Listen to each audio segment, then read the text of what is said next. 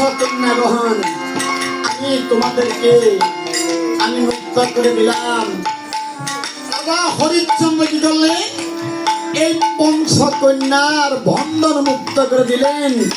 আর এই স্বর্গের কন্যা ও স্বর্গে গিয়ে তখন দর্শন দিলেন। আর এদিকে বিশ্বামিত্র মুনি এসে তখন কি করলেন? এই বিশ্বামিত্র মুনি এসে কি করলেন? ফুলবনে দেখলেন আর এই বাধা কন্যাগণ আর নেই, তারা চলে গেছে। তখন সে কি করলেন? এই যে ধ্যান ধরে দেখলেন কে বন্ধন মুক্ত করেছে? ও রাজা হরিশ্চন্দ্র,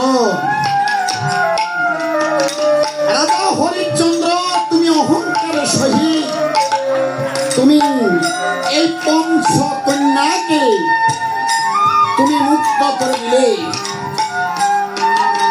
এই তোমার অহংকার আমি ছিন্ন করে দেব রাজা হরিশ্চন্দ্র। রাজা হরিশ্চন্দ্র, তুমি কার সাথে লেজ দিয়ে তুমি লেজ দিয়ে তুমি খেলা করিতেছ? কাল সাপের সুবল যখন খাবে তখন বুঝতে পারবে কাল সর্পে লেজের মধ্যে কত ভয়াবহ।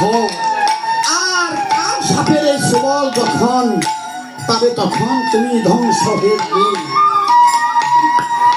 শুধু প্রিয় ভক্তবৃন্দগণ, 10 মিনিট 15 মিনিট পরেই এই যে ঝর্ণা সরকার আপনাদেরকে কীর্তন শুনাইবে।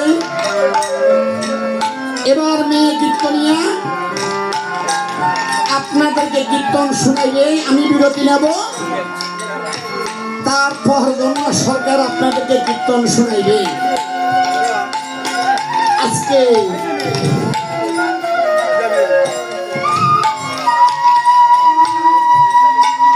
সে কি করলেন?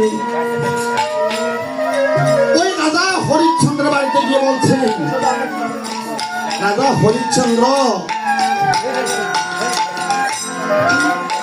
রাজা হরিশ্চন্দ্র, তুমি দাতা,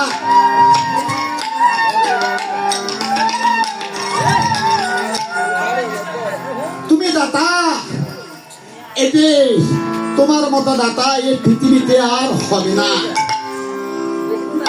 এই যে তুমি দাতা, তোমার মতো দাতা এই পৃথিবীতে আর হবে না। তুমি ব্রাহ্মণ ক্ষত্রিয় সবাইকে তুমি, এই যে ব্রাহ্মণ চন্ডাল, এই যে সামার মুসি সবাইকে তুমি দান করেছ। আজকে আমি তোমার কাছে এসেছি দান প্রার্থনা করিতে। এই যে আমি তোমার কাছে এসেছি একটু দান চাইতে। রাজা বলেন, আমি কি দান করবো ভাবি মনে মন? এতে কি দান পেলে খুশি হবেন আপনি? গাদির অনন্দন,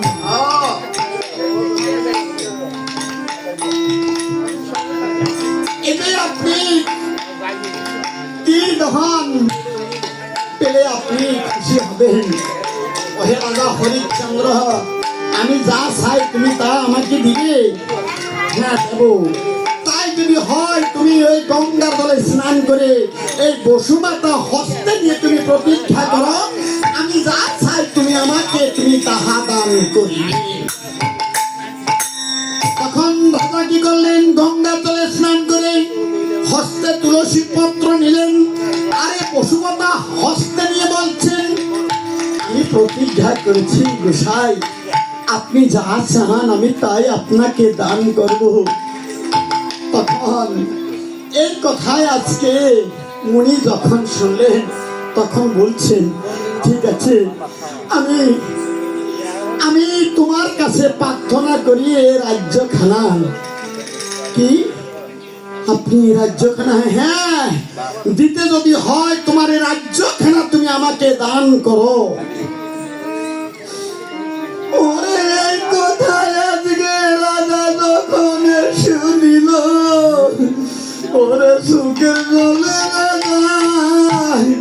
ওরে তখন তলমল করিতে লাগিল। রে, এরকম দান তো আর কখনো কেউ চাইনি। আমি সোনা গয়না, আমি অনেক সম্পদ দিয়েছি। আমি ব্রাহ্মণ, চন্ডাল, সামার, মুসি যত আছে গরিব দুঃখীকে আমি দান করেছি। এই যে রাজ্যখানা তো কেউ কিন্তু চাইনি। আজকে আমি প্রতিজ্ঞা করেছি, মুনি যা চাই আমি তাই দেব।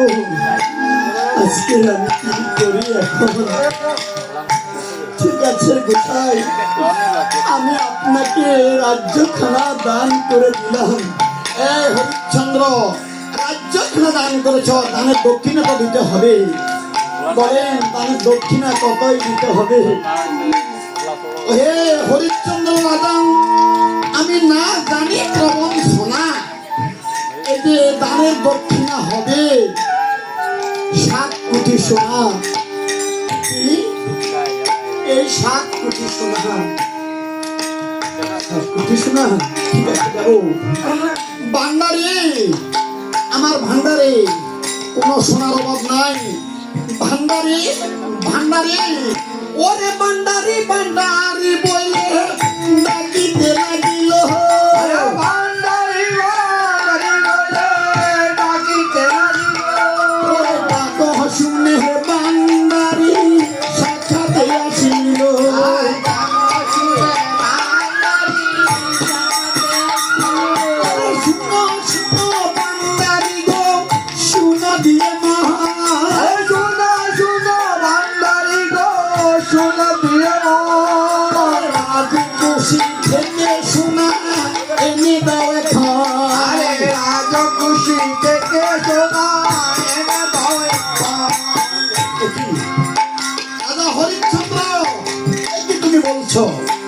তুমি রাজ্যখানা আমাকে দান করেছ, এই যে রাজ্যখানা তো হ্যাঁ আমাকে দিলে তুমি।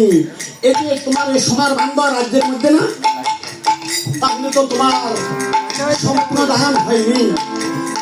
রাজ্যখানা আমাকে দান করেছ, সোনার ভান্ডার তুমি তোমার আয়ত্ত রেখেছ, এটা কি দান হলো? আমি ভুল করেছি মনি। ঠিকই বলছেন আপনি, আপনি ঠিকই বলছেন। আমি সব দান করেছি সোনার ভান্ডার রাজ্যের মধ্যে। আমি তাও আপনি দাবি হয়েছেন এই রাজ্যের মধ্যে যাহা আছে সব তো আপনার, আমার কিছু নেই। দাদা হরিশ্চন্দ্র, এই যে দান না করিলে, দান করিলে দানের দক্ষিণা দিতে হয়, আর দান না করিলে সেটা হলো অন্য কথা হয়। তুমি দান করেছ, দানের দক্ষিণা তো অবশ্যই দিবে।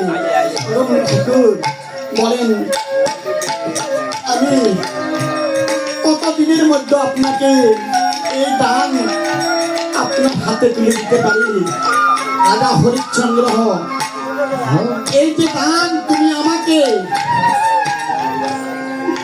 রাজা হরিশ্চন্দ্র, এই দানটা তুমি আমাকে দিতে হবে 7 দিনের মধ্যে।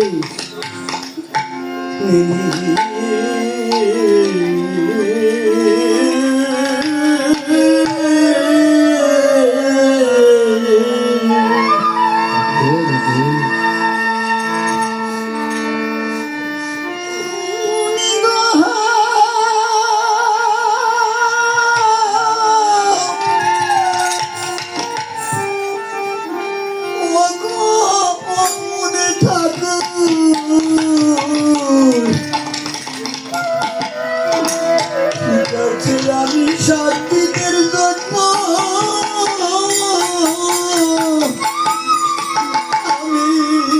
আমি আপনার কাছ থেকে সময় নিয়েছি।